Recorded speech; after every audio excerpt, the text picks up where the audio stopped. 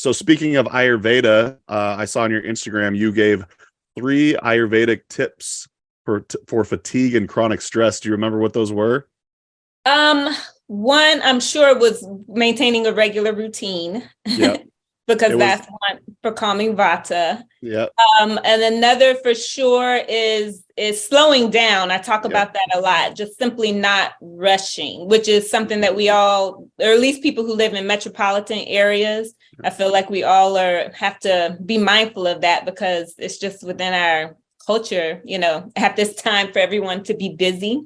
Yeah. And doing things, but actually not rushing, like building time into your schedule to literally take your time. That affects your nervous system, which thus affects vata dosha. So that was one. And then what else did I mention? It was kind of like it was very quickly mentioned, and it almost felt like a mic drop moment, but it was slow down was your first one, eat at the same time every day, and then the last one you just go and rest. And then I want to say, like, the video ended right there. And I was like, I just was wondering if you could kind of maybe give like a brief training for all of us on the 3 Ayurvedic steps for fatigue and chronic stress. Like, how do you see that, and why each one of those matters? Right. Well, ultimately, for the most part, and for most people, even though, of course, Ayurveda is about looking at the individual, so there's little nuances for every person, but generally speaking, fatigue, chronic stress, for the most part, comes down to vata dosha aggravation. And vata are the qualities of cold, dry, light, excess movement. So excess movement, rushing, going, doing too much. And so the way to balance in Ayurveda is with the opposites. So if you have too much movement, too much rushing, going, thinking, too much coldness, dryness, lightness from things like eating cold foods, cold beverages. And so it all boils down to calming vata dosha, ether and air qualities. And so the slowing down is one of them, ways to do that opposite work. Resting, again, stillness, and giving your body time to rejuvenate itself and build back up what in Ayurveda, what we say is ojas, right? Your vitality, your overall immunity, ability to withstand stress. And regularity. So because vata is ether and air, so just to put it simply, you can think of vata as the wind and how the wind blows around, moves around. It also moves kind of erratically somewhat, it blows here, it blows there. So that's variability. And so variability is associated with vata dosha. So in order to calm vata, you want regular routine. So regular routine calms vata dosha, and particularly regular routine around meal times. So eating ideally at the same times each day, and the time you go to bed and the time you wake up, keeping that consistent.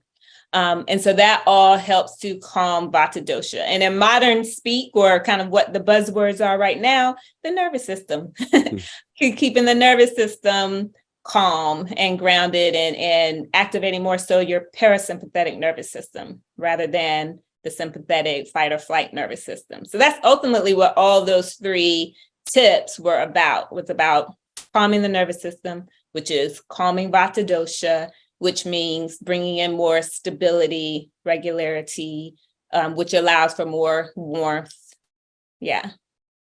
Yeah, as I was watching the video, I was appreciating that it wasn't necessarily what supplements or herbs you could take. It wasn't something like physical. It was all really kind of around slowing down and just like, resting. And I feel like that's underappreciated. I notice it's funny you talk about going to sleep at the same time and waking up at the same time every day. I notice no matter what time I go to bed now, I pretty much always get up at the same time. So it behooves me to go to bed earlier, because otherwise I know I'm going to be getting up at, like, say 7 a.m. every day. Okay. So does Ayurveda have any regimen around, like, say, bedtime or going to bed? For sure. One of the things I work with clients on who's working around getting improved sleep is taking that concept of regular routine into how you get ready for bed. So one way I like to think of it is building a ritual for yourself.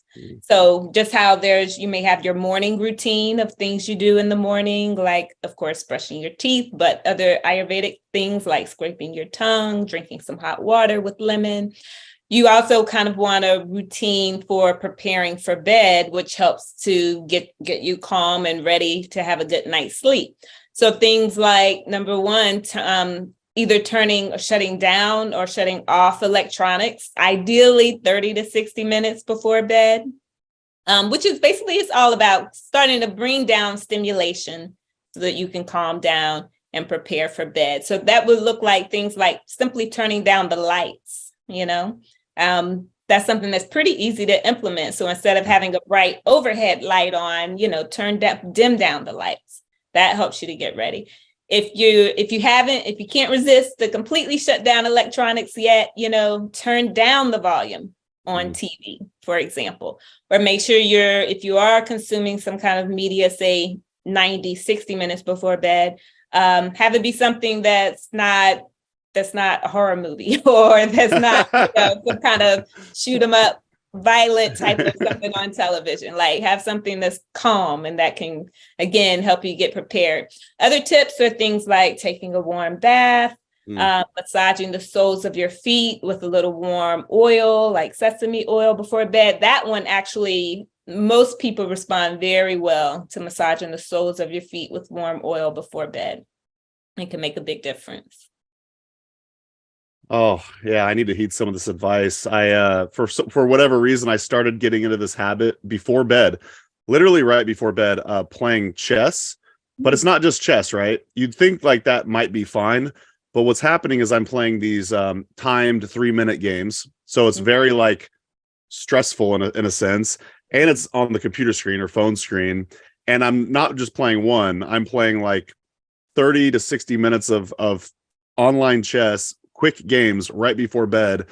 And then I get in bed and I wonder, why can't I fall asleep? Right. Yeah, exactly. Yeah. I should not be stimulating. And a lot of this stuff just seems like common knowledge, but I'm like, it's one thing to know it, but then it's a whole nother thing to do it. So this is one of my favorite things about listening to podcasts, but also now participating and interviewing people, because I'm like, man, I need to take this advice because sleep, right. I would say, and Ayurveda probably says something similar. I would guess sleep is like the foundational pillar to health. Absolutely. Yes, there's 3 pillars of health in Ayurveda, and one of them is sleep, for sure. Another is food, and another, brahmacharya, it's described different ways. So you may hear it different ways, but one way that is sometimes described is it's basically the conservation of your energy, or proper management of your energy. So that's one thing, but sleep is definitely one of the key pillars of health. Yeah. You were talking about morning routine earlier, and I remember you mentioned lemon water. In fact, you mentioned warm water with lemon. I was kind of curious why warm water with lemon, and then if you want to kind of expound upon that, like what are other parts to a good Ayurvedic morning routine? Right. Well, the common tip is to help stoke what in Ayurveda is called your Agni, your digestive fire, is to drink on an empty stomach first thing in the morning, to drink a cup of hot or warm water. And it can be different ways. It could be one, just drinking a cup of warm hot water by itself. That can be helpful. 2, the lemon added, the idea again is that it's stoking your digestive fire. The thought is that it has a tendency to be actually alkaline once it's in the body, even though we think of lemons as acidic. And then even though it's still gentle enough for most people, for people who are maybe concerned about acidity or concerned about pitta aggravation, they may try a wedge of lime juice instead of lemon. For people who have more heaviness, more stagnation, kapha type of folks may add some ginger to it. So it may be hot water with lemon and ginger. So there's all the different types of ways to do that morning drink. But having, whether it be a cup of hot water or a cup of hot water with a wedge of lemon, the idea is that it's helping to stoke your digestion for the day, your digestive fire, which can also help you have promote healthy elimination and have work towards having a morning elimination every morning. That's the ideal, is like to have a morning, BM elimination. I got no problems there. Hey everyone, this is Mason with HerbRally. Thanks so much for watching today's video. If you liked it, please give it a thumbs up, and also go ahead and subscribe. We come out with new herbal content each and every week. If you didn't know, HerbRally also lists herbalism events. We list herbalism events chronologically. We list them also by state. So you could just go ahead and search by Oregon or Wisconsin or wherever you live. You can find out what herbalism events are happening in your neck of the woods. We also list herbalism events, virtual herbal events. So if you can't make it to an in-person conference or plant walk, we list lots of virtual events as well. To find out more, you could go to herbrally.com/events or herbrally.com/virtual. But if you can help it, I would highly recommend trying to go to an herbalism conference. Those are some of the best learning experiences I've ever had, and that's where you can find different herbal teachers, and then maybe you could perhaps take their apprenticeship. But yeah, just do what you can.